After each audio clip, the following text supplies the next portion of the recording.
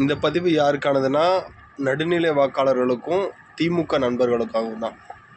நீங்கள் மனசாட்சியோட கடந்த 5 ஆண்டு காலகட்டங்களில் உங்கள் ஏரியாக்களில் போதைப்பொருள் புழக்கம் அதிகமாக இருக்குது, நம்மளோட சமூகம் சீர்கெட்டு போயிடும் அப்படிங்கிற எண்ணங்கள் இருந்துச்சுன்னா ஆட்சி மாற்றத்தை கொண்டு வாங்க.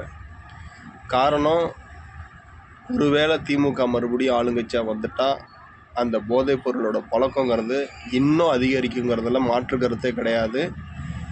ஒரு உதாரணத்துக்கு, திமுக கட்சியோட மேல் இட பொறுப்பாளராக இருந்தவன் தான் ஜாஃபர் சாதிக். அவர் தான் தமிழகத்துக்கு அதிகப்படியான போதைப் பொருளை சப்ளை பண்ணாங்கன்னு நம்மளுடைய காவல்துறை அவரை கைது பண்ணி நடவடிக்கைகள் எடுத்திருக்குங்கிற பட்சத்தில் இன்னும் எத்தனையோ ஆட்கள் இது போல் இருக்கிறதுக்கான பாசிபிலிட்டிஸ் இருக்குது.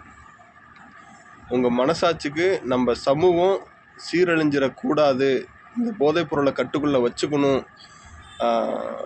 நல்ல சமுதாயம் உருவாகணும் அப்படின்னு நினச்சிங்கன்னா ஆட்சி மாற்றத்துக்கு வழிவகை செய்யுங்க. இரட்டை இலை சின்னத்துக்கும் அங்கங்கே அதிமுக கூட்டணியில் நிற்கிற கூட்டணி கட்சிக்காரங்க சின்னங்களுக்கும் உங்களை வாக்குகளை செலுத்துங்க. ஆட்சி மாற்றத்தை கொண்டு வாங்க. நன்றி, வணக்கம்.